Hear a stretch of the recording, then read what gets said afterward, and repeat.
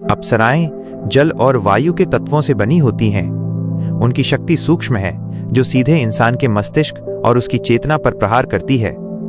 जब एक अप्सरा सिद्ध होती है तो वो साधक को केवल धन या वैभव नहीं देती, वह उसे समय की सीमाओं से परे ले जाती है। वो उसे माया का वो चश्मा पहना देती है जिससे साधक पूरी दुनिया को अपनी उंगलियों पर नचा सकता है।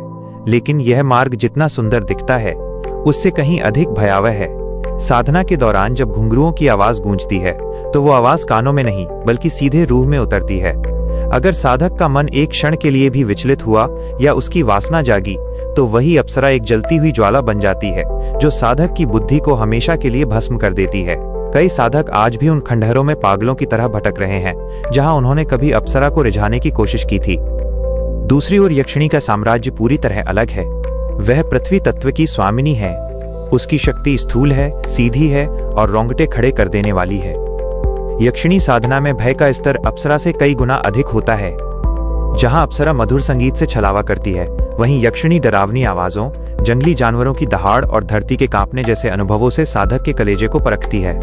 यक्षिणी के पास वो निधि होती है जो हजारों सालों से धरती के नीचे दबी है। वह अपने साधक को अजेय बना सकती है। उसके पास ऐसी सिद्धियां होती हैं कि वो शत्रु को पल भर में राख कर दे या मरे हुए को भी बोलने पर मजबूर कर दे। लेकिन यक्षिणी के साथ किया गया अनुबंध खून की लकीर की तरह होता है। वो वफादार तो है पर उसकी शर्तें बेहद कठोर होती हैं। यदि साधक ने नियम तोड़ा तो यक्षिणी उसे वो मौत देती है जिसकी कल्पना मात्र से पत्थर दिल इंसान भी कांप जाए। शक्ति की तुलना करें तो यक्षिणी अधिक तात्कालिक और विनाशकारी मानी जाती है क्योंकि वह भौतिक जगत की रानी है। वह साधक को सुरक्षा का वो कवच देती है जिसे कोई भी तांत्रिक शक्ति नहीं भेद सकती। वहीं अप्सरा की शक्ति दिव्य है। वह साधक को देवताओं जैसा तेज और सम्मोहन देती है। सुनने वालों को यह जान लेना चाहिए कि इन दोनों में से किसी एक को चुनना मौत और अमरता के बीच के पतले धागे पर चलने जैसा है। एक तरफ सौंदर्य की वो गहराई है जिसमें डूबने के बाद वापसी का रास्ता नहीं मिलता, और दूसरी तरफ वो आदिम शक्ति है जो आपको राजा तो बना सकती है लेकिन एक छोटी सी गलती पर आपको अपनी ही बलि चढ़ाने पर मजबूर कर देती है।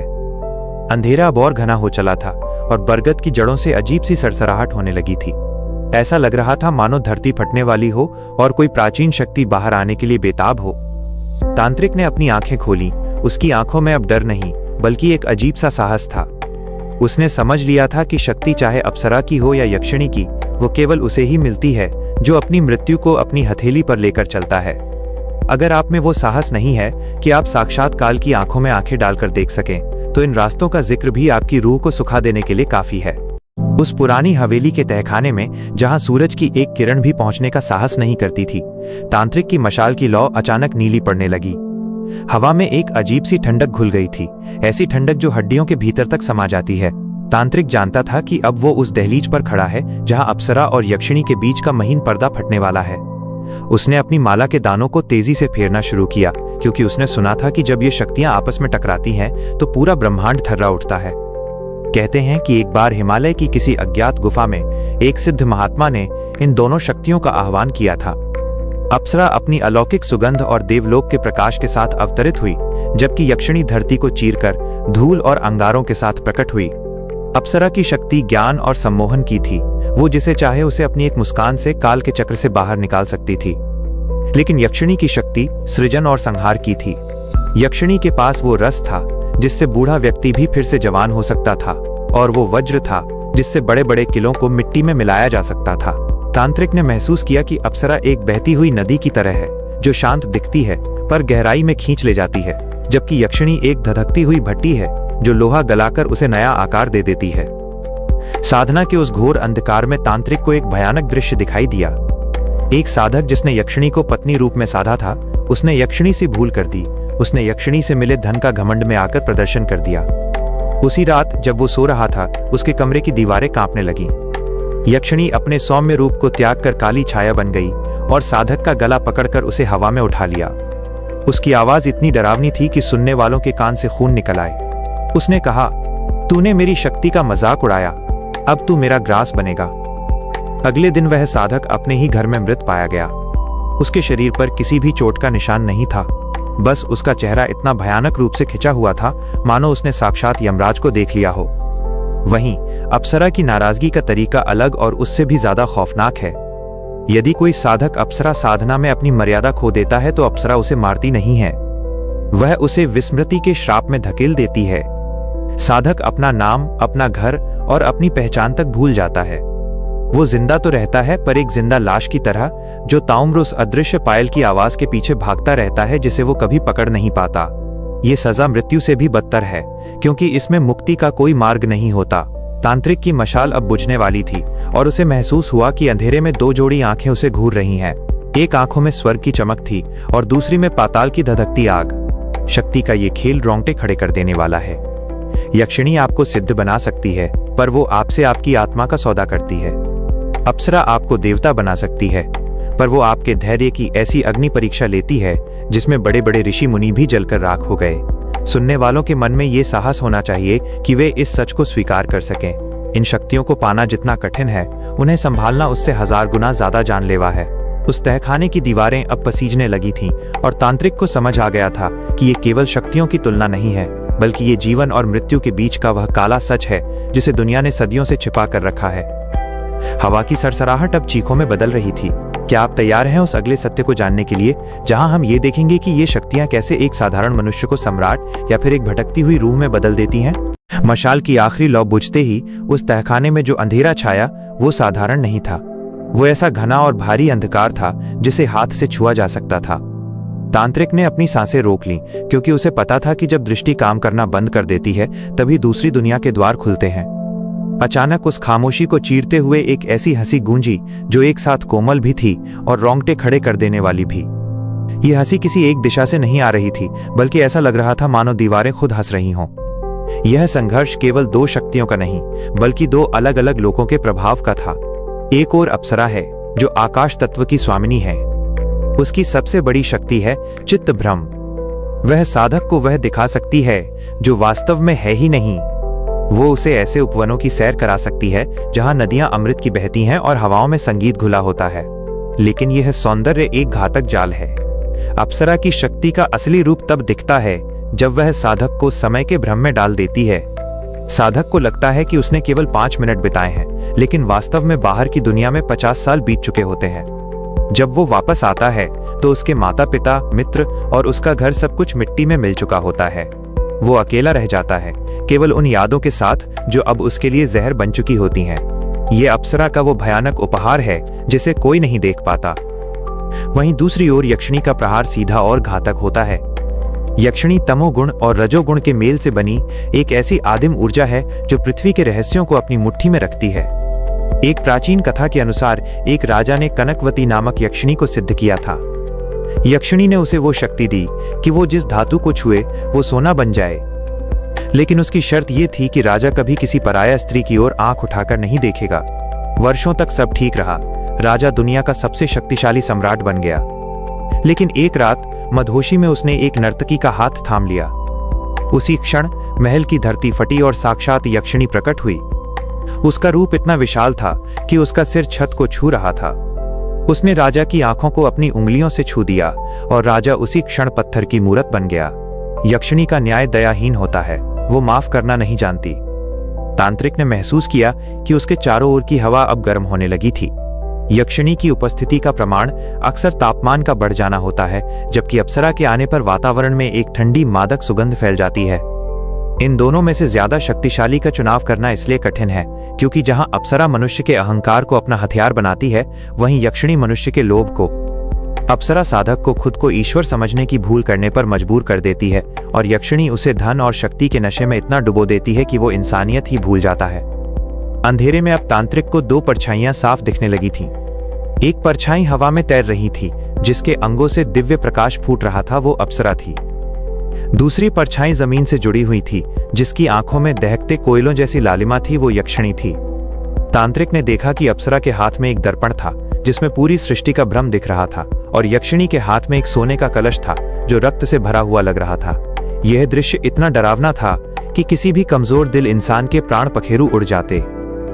इन शक्तियों की असली ताकत का अंदाजा इस बात से लगाइए कि एक अप्सरा चाहे तो पूरे राष्ट्र को अपनी सुंदरता के जाल में फंसाकर युद्ध करा सकती है, और एक यक्षिणी चाहे तो रातों रात पूरे नगर को मलबे के ढेर में बदल सकती है। सुनने वालों, ये मत भूलना कि जो शक्ति आपको सिंहासन दे सकती है, वही शक्ति आपके लिए नर्क के द्वार भी खोल सकती है।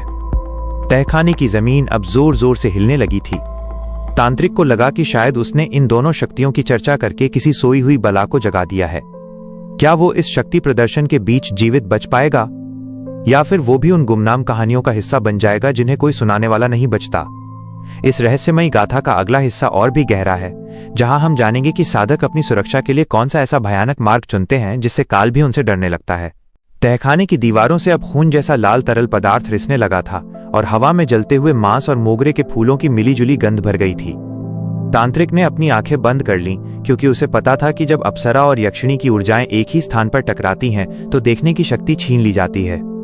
यह चौथा पहर था, वो समय जब इन शक्तियों का भयानक स्वरूप साधक के साहस की अंतिम परीक्षा लेता है। अप्सरा का क्रोध शांत ज्वालामुखी की तरह होता है, जो बाहर से शीतल पर भीतर से सर्वनाशक है। एक प्राचीन वृत्तांत के अनुसार विशाखा नाम की एक अप्सरा ने एक अहंकारी राजा को श्राप दिया था। उसने राजा को मारना जरूरी नहीं समझा, बल्कि उसे अमरता दे दी, लेकिन एक शर्त के साथ, वो राजा कभी सो नहीं पाएगा। कल्पना कीजिए, एक ऐसा मनुष्य जो हजारों सालों से जाग रहा है, जिसकी आंखें थक चुकी हैं, जिसका मस्तिष्क फटने को है, पर वो चाहकर भी अपनी पलकें नहीं झपका सकता। यह अप्सरा की वो मानसिक शक्ति है जो यक्षिणी के शारीरिक प्रहार से कहीं अधिक विनाशकारी है। अप्सरा साधक के भीतर के स्वप्न को ही उसका नर्क बना देती है। वो उसे वो सब कुछ दिखाती है जिसे वो पाना चाहता है, और जैसे ही वो हाथ बढ़ाता है, वो दृश्य धुएं की तरह उड़ जाता है। यह अंतहीन प्यास ही अप्सरा का सबसे बड़ा दंड है। वहीं यक्षिणी का प्रहार भौतिक और अत्यंत क्रूर होता है। यक्षिणी साधना में जब अघोर तत्व जुड़ जाता है, तो वह साधक को अष्ट सिद्धियां तो देती है, पर बदले में उसके कुल का रक्त मांगती है। तांत्रिक ने अपने गुरु से सुना था कि एक साधक ने चंडिका यक्षिणी को सिद्ध किया था। यक्षिणी ने उसे अपार धन दिया, लेकिन हर पूर्णिमा को उसे अपने शरीर का एक हिस्सा काटकर अग्नि में समर्पित करना पड़ता था। वो साधक दुनिया की नजरों में सबसे धनवान व्यक्ति था, पर उसके रेशमी वस्त्रों के नीचे सड़ता हुआ मांस और असहनीय पीड़ा छिपी थी। यक्षिणी की शक्ति पार्थिव है, वो मिट्टी से सोना बना सकती है, पर वो सोने को फिर से श्मशान की राख में बदलने में एक पल का भी विलंब नहीं करती। उसका साहस इतना है कि वो साक्षात भैरव के गणों से भी टकरा सकती है। अंधेरे में अचानक एक कर्कश आवाज गूंजी, तू किसे चुनना चाहता है? सौंदर्य के उस जाल को जो तुझे धीरे धीरे निगलेगा, या उस आदिम आग को जो तुझे एक झटके में भस्म कर देगी? तांत्रिक का शरीर कांपने लगा। उसे महसूस हुआ कि उसके बाएं कंधे पर किसी कोमल हाथ का स्पर्श है, जिसकी उंगलियां बर्फ जैसी ठंडी हैं। ये अप्सरा की उपस्थिति थी, और उसके दाहिने पैर को किसी खुरदरे, भारी और जलते हुए पंजे ने जकड़ लिया था। ये यक्षिणी का दावा था। दोनों शक्तियां उसे अपनी ओर खींच रही थीं। यह वो क्षण था जहां डर और साहस के बीच की रेखा समाप्त हो गई थी। शक्ति की श्रेष्ठता का निर्णय अब तांत्रिक के सामने साफ था। अप्सरा वो शक्ति है जो स्वर्ग के द्वार खोलती है, पर पैर जमीन से उखाड़ देती है। यक्षिणी वो शक्ति है जो पाताल के खजाने लुटाती है, पर रूह को जंजीरों में जकड़ लेती है। यदि आप एक ऐसी शक्ति चाहते हैं जो आपको दुनिया का सबसे बड़ा कलाकार या मोहक व्यक्ति बना दे, तो अप्सरा से बढ़कर कोई नहीं। लेकिन यदि आप चाहते हैं कि काल भी आपके सामने खड़ा होने से डरे, कि प्रकृति के नियम आपके लिए बदल जाएं और धन दौलत आपके पैरों की दासी बन जाए, तो यक्षिणी की शक्ति अजेय है। अचानक तहखाने की छत फटने लगी और ऊपर से बिजली कड़की। तांत्रिक ने देखा कि अप्सरा के चेहरे पर एक ऐसी मुस्कान थी जो दिल को चीर देती थी, और यक्षिणी के मुख से निकली अग्नि ने पूरे तहखाने को घेर लिया था। हवा में एक भीषण युद्ध शुरू हो चुका था, वायु बनाम अग्नि, माया बनाम यथार्थ। क्या आप इस महागाथा के उस अंतिम और 5वें भाग के लिए तैयार हैं, जहां इन दोनों शक्तियों का महामिलन होगा और साधक को अपना अंतिम बलिदान देना होगा? वह दृश्य इतना खौफनाक है कि उसे शब्दों में पिरोना साक्षात मृत्यु को निमंत्रण देना है। तहखाने की छत अब पूरी तरह गायब हो चुकी थी। ऊपर बिजली की गड़गड़ाहट थी और नीचे श्मशान जैसी शांति। तांत्रिक के सामने अब दो आकृतियां खड़ी थीं। एक तरफ विशाखा अप्सरा, जिसकी सुंदरता इतनी तीव्र थी कि उसे देखना साक्षात सूर्य को निहारने जैसा था। दूसरी तरफ चंडिका यक्षिणी, जिसका रूप जलते हुए अंगारों की तरह भयानक और शक्तिशाली था। चुन। दोनों की आवाजें एक साथ गूंजी। सौंदर्य या सत्ता, स्वप्न या साम्राज्य। तांत्रिक ने गहरी सांस ली। उसे पता था कि यदि वो एक को चुनता है तो दूसरी उसे नष्ट कर देगी। उसने अपने गुरु के गुप्त मंत्र का उच्चारण किया और अपने दोनों हाथ फैला दिए। उसने चिल्लाकर कहा, मुझे चुनाव नहीं, मुझे संधि चाहिए। मैं तुम दोनों की शक्तियों का संगम अपनी देह में धारण करूंगा। हवा का रुख बदल गया। अप्सरा की शीतल माया और यक्षिणी की भीषण अग्नि एक दूसरे में समाने लगी। तांत्रिक का शरीर एक भट्टी की तरह तपने लगा। उसकी आंखों से नीली ज्वाला निकलने लगी। वो महामिलन का क्षण था, जहां स्वर्ग और पाताल का मिलन एक ही मानव शरीर में हो रहा था। अचानक एक प्रचंड विस्फोट हुआ और पूरा तहखाना सफेद रोशनी से भर गया। जब धुआं छंटा और तांत्रिक ने अपनी आंखें खोली तो वो अपने पुराने कच्चे घर में नहीं बल्कि एक आलीशान स्वर्ण महल में था। उसके चारों ओर सोने के सिक्कों के ढेर लगे थे। उसकी काया अब जर्जर नहीं बल्कि एक तेजस्वी राजकुमार जैसी थी। उसके एक इशारे पर प्रकृति के नियम बदल रहे थे। उसके पास अब वो सब कुछ था जिसकी कल्पना एक साधारण मनुष्य कभी नहीं कर सकता। अपार धन, असीमित ऐश्वर्य और काल को भी डरा देने वाली सत्ता। लेकिन हवा में फिर वही कर्कश आवाज गूंजी जो उसे इस अजय शक्ति की अंतिम शर्त याद दिलाने आई थी। सुन साधक, यह ऐश्वर्य, ये धन और ये अमरता अब तेरी दासी है। तू जब तक चाहेगा धरती पर राज करेगा। काल तेरा मार्ग नहीं रोकेगा। लेकिन याद रखना, जिस क्षण तेरे भीतर अहंकार जागा, जिस पल तूने खुद को इन शक्तियों से बड़ा मानकर किसी निर्दोष की आत्मा का अपमान किया, उसी क्षण ये अप्सरा की माया तुझे पागल कर देगी और यक्षिणी की अग्नि तुझे राख बना देगी। तेरी एक गलती और तेरी मृत्यु साधारण नहीं बल्कि अनंत नरक का द्वार होगी। तांत्रिक, जो अब दुनिया का सबसे शक्तिशाली व्यक्ति बन चुका था, उस सोने के सिंहासन पर बैठा था। उसके पास सब कुछ था, पर उसकी आंखों में एक गहरी दहशत थी। वो जानता था कि वो अब एक ऐसे रेशमी धागे पर चल रहा है जिसके नीचे विनाश की गहरी खाई है। सुनने वालों, वो तांत्रिक आज भी हमारे बीच कहीं जीवित है। वो सबसे अमीर है, सबसे शक्तिशाली है, पर वो कभी सोता नहीं। वो हर पल अपनी उस एक गलती से डरता है। कहानी यहाँ समाप्त होती है, पर उन शक्तियों का खेल कभी खत्म नहीं होता।